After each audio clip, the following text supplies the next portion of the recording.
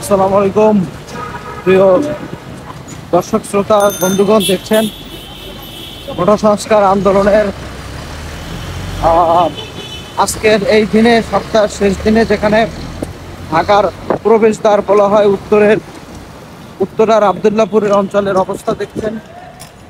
পুরো রাস্তা ফাঁকা এবং কোনো যানজট নেই। আমরা যারা যাচ্ছি রিক্সায় করেই যাচ্ছি। আমরা এই মুহূর্তে মনে হচ্ছে সারা দেশের ইন্টারনেট সেবা বন্ধ করে দেওয়া হয়েছে, ফেসবুক বন্ধ করে দেওয়া হয়েছে, ইউটিউব বন্ধ করে দেওয়া হয়েছে এবং মোবাইল ফোনে ডাটা বন্ধ করে দেওয়া হয়েছে। আমরা উত্তরার যেখানে আবদুল্লাপুরে আমরা দেখি পুলিশ থাকে, সেখানে কোনো পুলিশ নাই।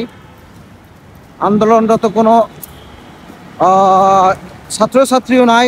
পুরা একটা থমথমে একটা অবস্থা বিরাজ করছে এই মুহূর্তে। যে অবস্থা, সেটা মনে হচ্ছে যে একটা অস্থিতিশীল একটা অবস্থার দিকে চলে যাবে। এবং আপনারা জানেন যে এই আন্দোলনকে ঘিরে সরকারের পক্ষ থেকে সরকারি মন্ত্রীদের কিছু উস্কানি হওয়ার কারণে এবং তাদের এই উস্কানি থাকার কারণে কিছু অবস্থা কমপ্লিটলি শাটডাউন আপনারা দেখতে পাচ্ছেন। পুরা দোকানপাট, রাস্তাঘাট, হোটেল সব কিছুই মোটামুটি শাটডাউন দেওয়া হয়েছে। কিছু খাওয়ার হোটেল চালু আছে যেগুলো খুব কম, এবং কমপ্লিটলি শাটডাউনের দিকে যাচ্ছে। এবং সাধারণ জনতা আপনারা দেখতে পাচ্ছেন, পুরা যে মার্কেটগুলো কিন্তু শাটডাউন। আপনাদেরকে আরেকটু পরে আমরা উত্তরের হাউস বিল্ডিং অঞ্চলের অবস্থা আপনাদেরকে দেখাতে পারবো। এবং ইতিমধ্যে এই আন্দোলনকে সমর্থন করে বাংলাদেশ জাতীয়তাবাদী দল বিএনপি এবং হেফাজতে ইসলাম তারা কিন্তু বিক্ষোভের ডাক দিয়েছে। তবে এই মুহূর্তে উত্তরার হাউস বিল্ডিং এর অবস্থা দেখে এখানে কোনো যানজট নাই। পুরো একটা থমথমে অবস্থা আপনাদেরকে দেখাবার চেষ্টা করছি, আপনারা দেখেন। এবং যারা দেখবেন ভিডিওটি, তাদেরকে বলবো সাবস্ক্রাইব করে, শেয়ার করে, অন্যকে দেখার সুযোগ করে দিতে। পুরো রাস্তা যেখানে জ্যাম থাকে, গাড়ির হট্টগোল থাকে, মোটর বাইক থেকে, সিএনজি থেকে, সেখানে কিন্তু পুরাই ফাঁকা। আমরা এখন দেখতে পাচ্ছি সেটি হচ্ছে যে আজমপুরের ইউনিয়ন সেন্টার সহ এখানে, এই আজমপুরের এখানে কিন্তু কোনো রাস্তাঘাট বন্ধ আছে এবং অফিস আদালতও এখন বন্ধ। এবং এই কোটা সংস্কার আন্দোলনের বিক্ষোভের ডাক দিয়েছে হেফাজতে ইসলাম, বিক্ষোভের ডাক দিয়েছে অন্য সংগঠনগুলো, যেটা এক ধরনের গতকাল রাতে আপনারা দেখেছেন মাননীয় প্রধানমন্ত্রী শেখ হাসিনা তিনি জাতির উদ্দেশ্যে খুব অল্প সময়ের জন্য একটি ব্রিফিং করেছিলেন। এবং সেই ব্রিফিংয়ে তিনি বলেছেন যে আদালতের রায় পর্যন্ত ধৈর্য ধারণ করতে, সর্বোচ্চ আদালতের রায় আসা পর্যন্ত ধৈর্য ধারণ করতে। কিন্তু সাধারণ শিক্ষার্থীরা তার কথা, তার মাননীয় প্রধানমন্ত্রীর এই জাতির উদ্দেশ্যে ভাষণের পরপরই কিন্তু সারা দেশে শাটডাউন, কমপ্লিট শাটডাউনের ডাক দিয়েছে। এবং তারই অংশ হিসাবে ঢাকার এই মুহূর্তে ঢাকার উত্তরার আজমপুর অঞ্চল এবং কোনো গাড়ি নাই। এখানে দেখতে পাচ্ছেন যে যারা অফিসগামী লোকজন তারা কিন্তু দাঁড়িয়ে আছে, কোনো গাড়ি নেই।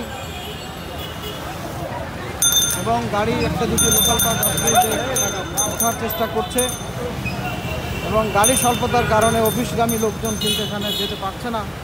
একটি দুটি গাড়ি কিছুক্ষণ পর পর আসছে। আমরা এই মুহূর্তে কোথাও বাংলাদেশ পুলিশ, র্যাব কোনো রকম এই মুহূর্তে রাত সকাল 9টায় এই মুহূর্তে কোথাও আমরা কোনো কিছু দেখতে পাচ্ছি না। এমনকি রাস্তা পুরো ফাঁকা। যে রাস্তা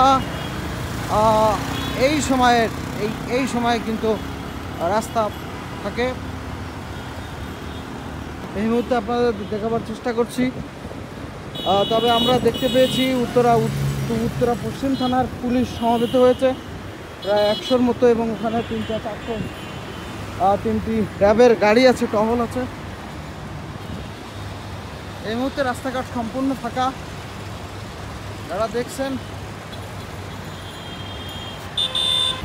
আমরা এখন উত্তরার রাজলক্ষ্মীর এসেছি। রাজলক্ষ্মীর এই অঞ্চলে কিন্তু গাড়ি প্রচণ্ড চাপ থাকে, বিশেষ করে অফিসগামী গাড়িগুলা। কিন্তু বর্তমান যে পরিস্থিতি তাতে অফিসগামী কোনো গাড়ি নেই, বরঞ্চ প্রাইভেট সিএনজি মোটরসাইকেল চলছে। ভারী দূরপাল্লার কোনো গাড়ি যাচ্ছে না, ছেড়ে যাচ্ছে না। পুরা কমপ্লিট যে শাটডাউনের ডাক দিয়েছে সাধারণ ছাত্ররা তাদের কোটা সংস্কারের ন্যায্য অধিকার আন্দোলনের জন্য, এবং গত 10 থেকে 15 দিন যাবৎ ধরে যে পরিমাণ আন্দোলন ঢাকা শহরে হয়েছে, আজকে কিন্তু তারই একটি অংশ কমপ্লিট লকডাউন, কমপ্লিট শাটডাউন। আপনারা দেখতে পাচ্ছেন কী ধরনের শাটডাউন চলছে।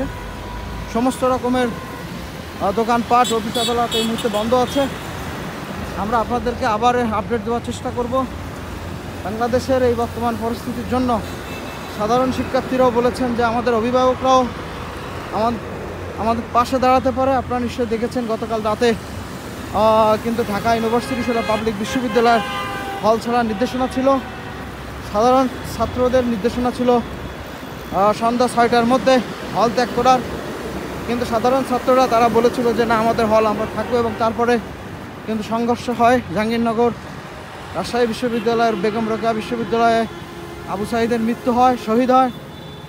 তো যাই হোক, আপনাদেরকে পরবর্তীতে আরও আপডেট জানানো হবে। যারা এই মুহূর্তে দেখছেন লাইভটি এবং এই ভিডিও, সকলকে বলবো সাবস্ক্রাইব করুন, সাথে থাকুন। নতুন নতুন আরও অনেক কিছু ভিডিও আপনাদের সামনে আসছে।